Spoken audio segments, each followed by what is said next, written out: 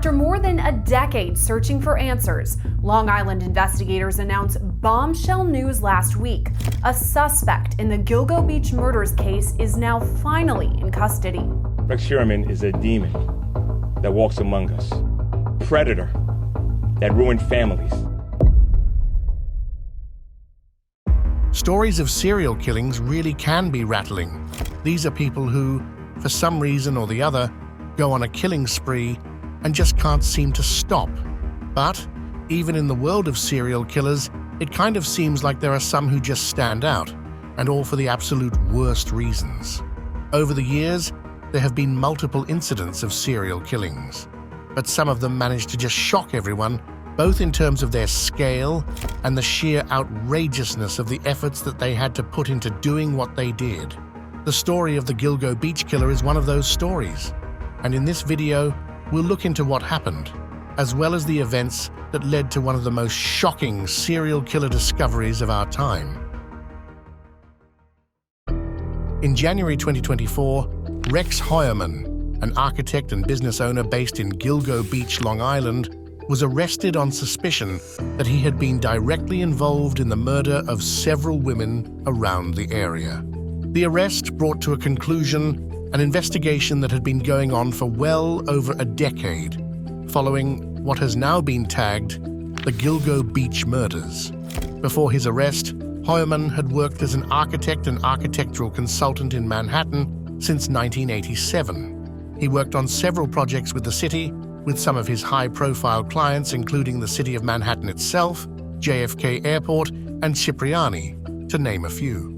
Heuermann lived in his childhood home in Massapequa Park with his wife of 27-plus years, Asa Ellerup, with whom he has a daughter. Anyways, that's enough about Heuermann for now. Let's actually talk about what he's been charged with, because, friends, it's quite a story. To really understand this entire saga, we have to go back to 2010. One cold morning in December of that year, Suffolk County Police Officer John Mallia and his police dog discovered what they suspected to be human remains off Gilgo Beach. The two had been searching for another missing person, but they were particularly intrigued by what they had found, believing that this could be connected to a different crime. Well, Officer Mallia and his canine would be correct. What they found were indeed human remains, and after forensic experts were done with them, the remains were identified as Melissa Barthelemy, a 24-year-old sex worker from the Bronx who had disappeared back in July 2009. According to reports, Melissa had told a friend that she was going to meet a client around the area, and she never came back home. A search for her took a while, but as you can imagine, authorities soon lost hope when they couldn't find a single clue about where she might have been. Interestingly, this would just be the start of this major investigation. Just 2 days after Melissa's body was found, officers found the corpses of 3 other women: Amber Lynn Costello, who was last seen in September 2010, Megan Waterman, who had disappeared in June 2010, and the earliest of them, Maureen Brainerd Barnes, who was last seen in July 2007. The women's bodies were found just a few feet apart from one another on a stretch of Ocean Parkway, all bound at the ankles with their feet wrapped in burlap.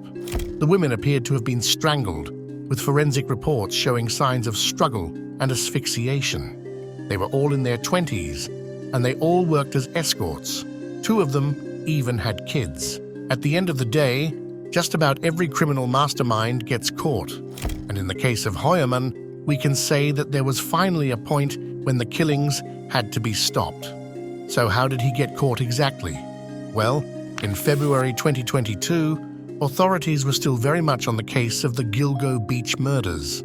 They set up a task force made up of local, state, and federal investigators, and according to reports, the task force focused its investigation on cell phone data records, particularly phone records from the victims in their final days.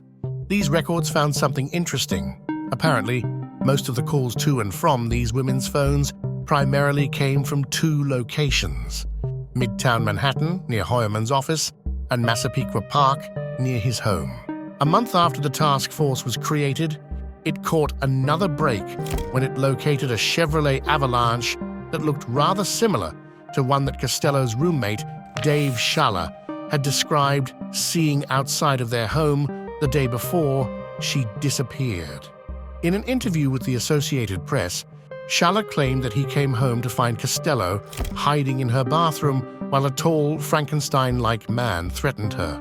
He said he got into a fight with the stranger, who eventually got back into his truck and left. Then, a separate witness reported seeing a similar truck drive by Costello's home the very next day, shortly after Costello had left to meet a client.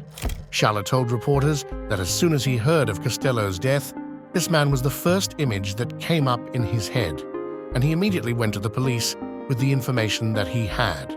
But, as reports confirmed, his testimony apparently got tucked away in some file for some reason and wasn't prioritized. With knowledge of the vehicle in question, the task force was able to pull up its registration history. And working from the description that Schaller gave, they were able to narrow their focus on Heuermann. Authorities also collected DNA samples from about 11 bottles taken from a trash can outside of Heuermann's home in July 2022 and compared them to hair samples found on the bodies of 2 of the victims. The samples also implicated Heuermann's wife, but she was said to have been out of state at the time of each murder, so there's reason to believe she has a strong alibi. Interestingly, pizza crusts tossed in the trash can by Heuermann and fished out by detectives also linked him to the remains of Waterman. To make things worse, prosecutors combed through Heuermann's internet browser history and found at least 200 searches for information about the investigation into the murder of the women whose remains were found. So, he appeared to have been especially interested in the progress of the case. Heuermann was said to have been an avid fan of hunting, so it would make sense that he had burlap. To be honest, the evidence against Heuermann continued to stack. As soon as Heuermann was arrested, he became one of the most famous men in the country, and definitely not for the right reasons. Several people who knew him confirmed that he was a bit off, some describing him as being a nerdy character who liked to keep to himself and was quite creepy. At his workplace, several women who had worked for him also came out to describe what it was like to be around him, and the stories were anything but flattering. One woman, Mary Schell, worked with Heuermann in the summer of 2010, the very same summer that Costello and Waterman vanished.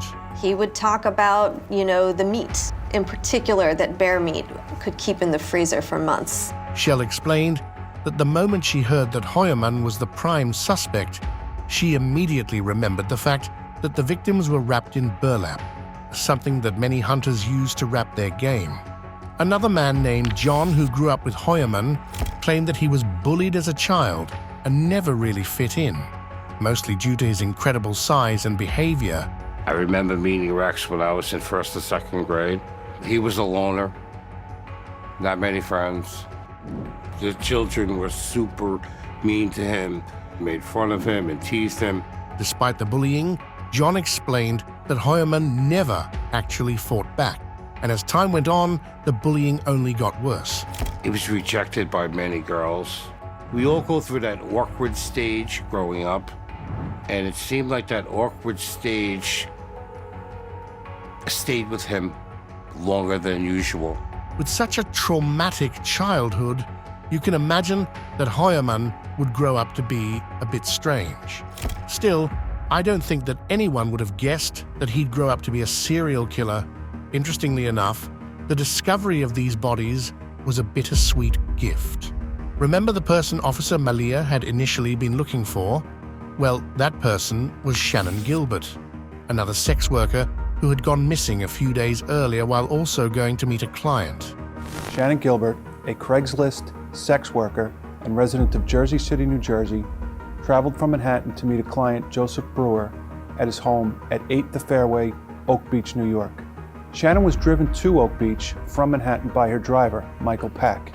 Neither one was familiar with the area. Neither one had been there before. According to reports, Shannon had made a 911 call from her client's home after being there for a while. And on the call, she described what she believed to have been someone following her. There's somebody after me. Okay, where are you? There's somebody after me. Where are you, ma'am? I don't know. You're driving right now? No, I'm inside the house. I'm sorry? I'm inside the house. What house? I don't know. Can you trace where I am?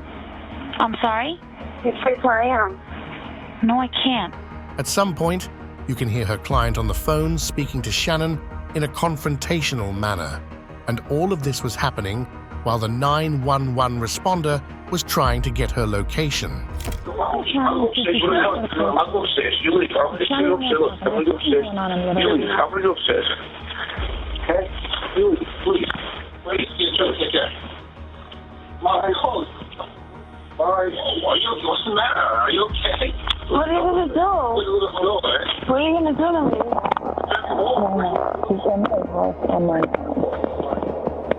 Why? Huh? Well, I don't know, but it was transferred to me. Why? No. Are you going to kill me?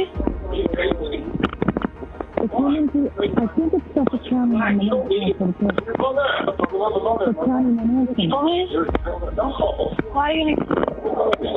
Call Suffolk I'm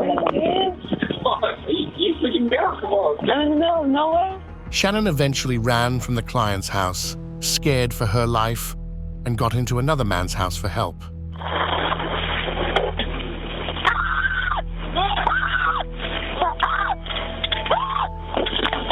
This new man, whose name was reported as Gus Coletti, tried to help Shannon.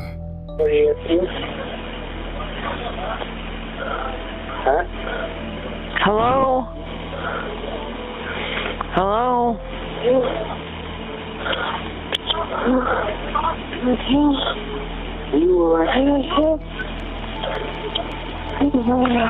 Don't get yourself hurt. Where you going? But Shannon ran away from his house while Gus called 911 to alert the authorities about what was going on. Yes, I live at Oak Beach in the association. There's a young girl about 14 years old running around here screaming, and there's some guy trying to follow her. Then, records show that a separate woman called Barbara Brennan called 911 in the area after Shannon apparently went knocking on her door. Some woman is knocking at my door. What town are you in? Oak Beach Association. What's the nearest corner street, ma'am? Ocean Parkway. She says she's in danger. Do you know her or no? No, I don't. I'm not letting her in. This was the last update that was given about Shannon. 17 months later, her remains were found in a marshy area around the neighborhood, along with her personal belongings. Police believed that Shannon had drowned here, considering the fact that she was moving at night and the area had a tendency to disorient anyone who was unfortunate enough to get lost in there. And based on investigations, the Behavioral Analysis Unit of the FBI actually concluded that they didn't believe Shannon had been murdered. BAU's opinion, based on their review of Shannon's case, the scene, the 911 calls, and a psychiatrist's review, is that Shannon Gilbert's death is not consistent with Shannon being the victim of violence or of a violent offender. Significant differences between Shannon's death and the circumstances surrounding the other victims' deaths were also highlighted by BAU. The Suffolk County Police Department is open to evaluate any evidence to be able to help us and all involved determine a definite cause of death. However, John Ray, the attorney for the Gilbert family, wasn't buying the police's conclusion. According to Ray, the police did not have a single clue to point to the fact that Shannon had died from an accident. And to make things more unclear, a private doctor who the family hired to perform an autopsy on Shannon's body claimed that she died as a result of being strangled. We saw that the little hyoid bone, the bone in the neck, that if a woman is strangled, it's fractured. It was fractured. And Biden declared that her killing was consistent, her death was consistent with homicide. Ray also claimed that there was no evidence of Shannon being drugged or out of her mental capacities. So according to him, it only tracks that she must have been murdered. They have no evidence of a drug use by her whatsoever. Brewer denies that there was any drugs. Pack denies that there were any drugs that she used that night. And when you listen to her, sometimes you hear that kind of dreamy-like voice. That's how she spoke in life. And maybe she was using something, but nothing hallucinatory, nothing irrational. Her behavior was perfectly rational. Now, you might be asking yourself, how does this all point to Rex Heuermann? Well, here's the thing. Suffolk County Police have yet to indicate whether Shannon's death has a link to Heuermann. However, Nikki Brass, a former sex worker who's also based in the area, claimed in an interview that she went on a date with Heuermann and that they had discussed Shannon in their meeting. So they speculated, and both of them agreed that Shannon Gilbert had been murdered. And then he went on to say she was probably killed via a killing party, was the phrase, where people at the party left and then a group stayed and selected Shannon and murdered her. That was his opinion. Now, if that opinion came from you or from me, it's just an opinion. If it comes from him, it could be more than an opinion. Could also just be one.